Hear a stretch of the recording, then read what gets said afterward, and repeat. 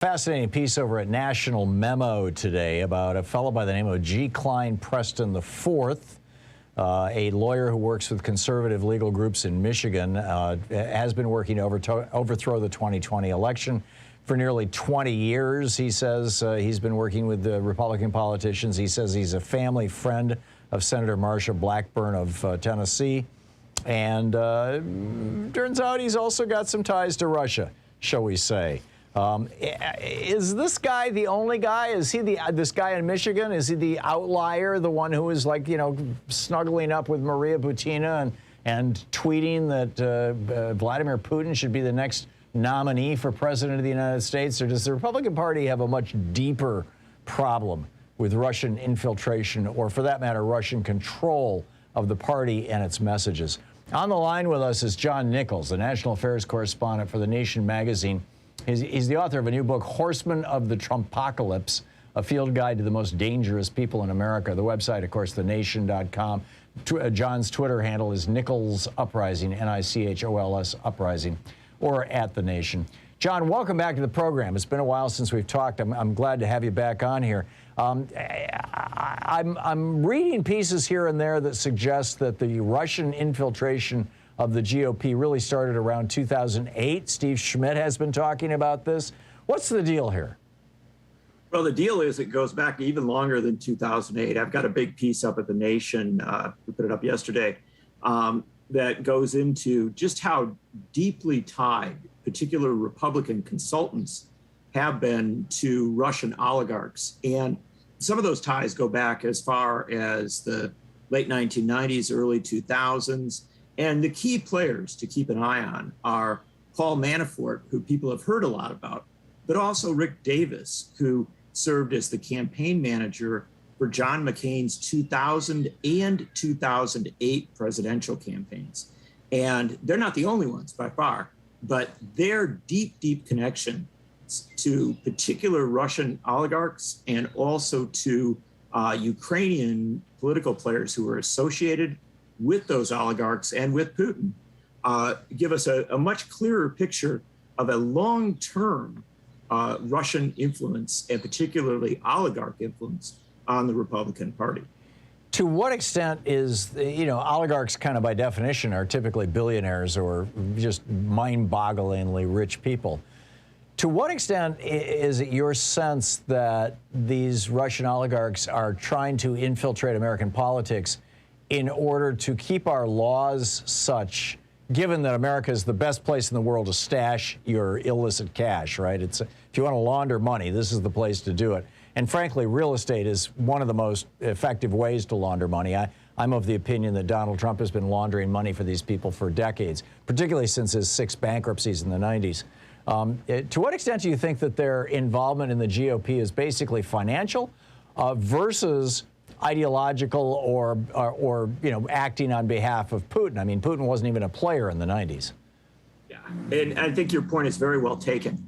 I think that the initial contacts that are made between oligarchs like Oleg Deripaska and others to to Republican consultants is to get something for themselves, to get a visa, to get clearances to make investments, to do all the things that might allow them to hide their money, or also to just simply make money in the U.S., use their vast wealth to then invest and make more money in the U.S.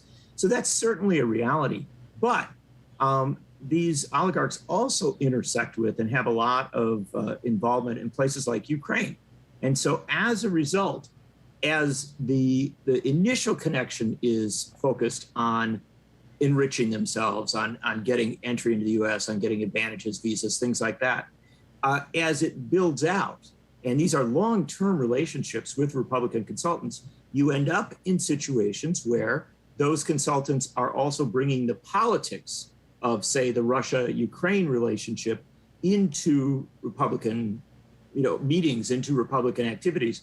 And the classic example of this came, very obviously in 2016 when Trump was there, when they rewrote the Republican platform to shift it from a stance of being very supportive of Ukraine to a stance of being much more in line with where the Russians were.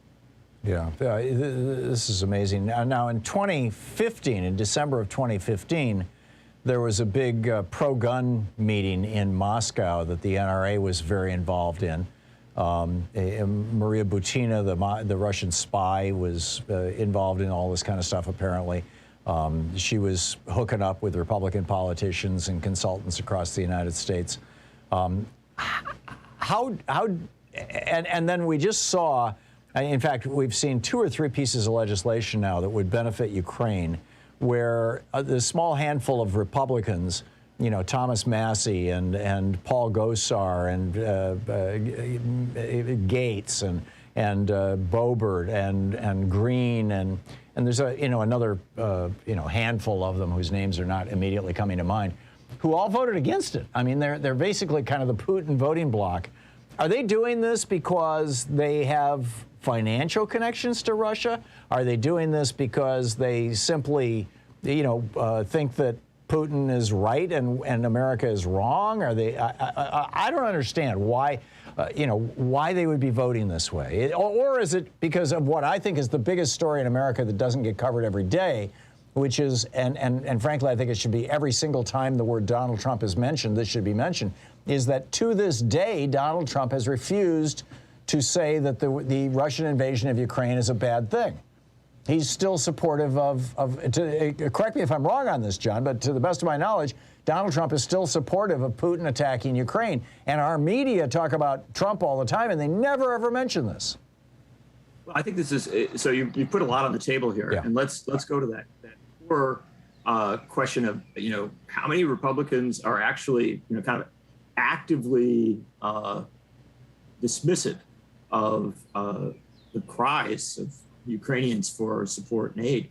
And it's not as small as some think. 57 Republicans voted against the latest Ukraine aid package in the House of Representatives. That's a lot of members. It's growing. Yeah, it's a very substantial number. And many of them, folks whose names you wouldn't know. They're not the screamers and yellers, if you will, of the extreme right in the Republican Party. And so, yeah, it's a substantial block. Remember also that Republicans just nominated for the U.S. Senate in Ohio a candidate, J.D. Vance, who said, at the time of the invasion, he really wasn't concerned one way or the other about what happened to Ukraine. And so he's sort of softened that a little bit. But the reality is that Vance has sent a tremendous number of signals that A, he's not particularly interested in Ukraine, and B, that he's not particularly critical of Russia. And so you have a substantial block within the Republican Party. It's not the whole Republican Party, but as you suggest, it is an awful lot of folks who are very closely associated with Donald Trump. And we could spend the rest of the show talking about Donald Trump's financial ties to Deutsche Bank and I think he's been an agent of Putin since the 90s. I think he's been dancing to Putin's tune. I think he's a wholly owned division of Putin, Inc. And there's certainly an awful lot of evidence that would point in that direction. And it would also demand an inquiry that Congress has never really done. And that's one of the more unsettling realities. Some elements of this came out during the impeachments, but we never really got and the Mueller to the heart of the matter. Yeah, Mueller report is actually, this is one of the sad realities. Some of the best stuff in the Mueller report, which wasn't perfect and which had its, I've always thought the Mueller inquiry went on too long. It had a lot of places where it wasn't as focused as I thought it should be. But boy, when you get to some of these ties, and particularly to the Manafort tie, you just see a very clearly drawn connection.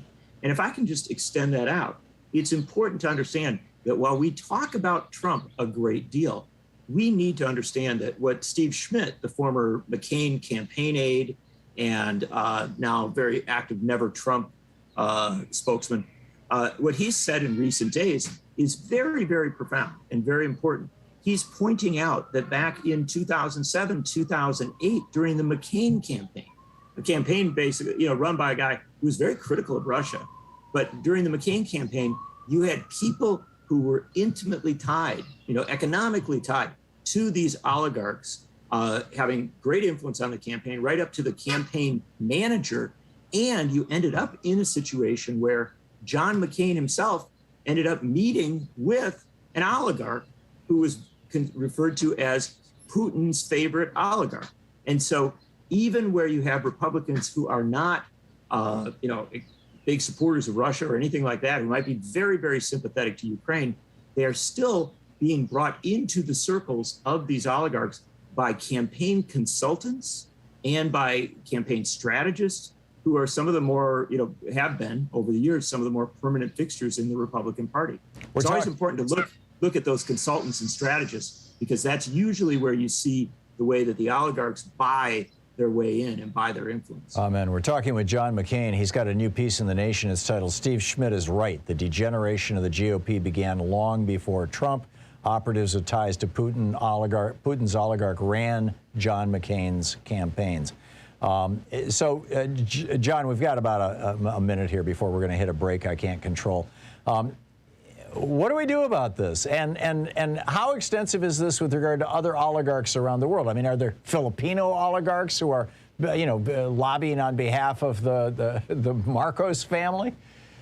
Yeah, look, you got exactly to the heart of the matter. The fact is, this isn't just about Russian oligarchs. This is about oligarchs and dictators and bad political players around the world. And one of the worst things that happens is that political consultants who run the campaigns, who we see on TV talking about presidential candidates, in their off time run lobbying operations and international political operations where they take huge amounts of money from oligarchs in other countries. And that intersection of that foreign money and these consultants has to be examined. And frankly, look, I don't care where that examination goes. If it goes through the Republican Party and even into some Democrats, fabulous. Let's get to the bottom of it and find out who is buying influence in our politics, in our government. Very, very quick, John. Is there any evidence that this is happening in the Democratic Party as well as the Republican Party? No, I always say that I'm open to wherever the investigation goes, and I'm sure you might find something. I'm not trying to narrow. But you this, don't know of any yes, Democratic consultants who are wired into these oligarchs. Okay, John Nichols with The Nation. Check it out, John. Thanks so much.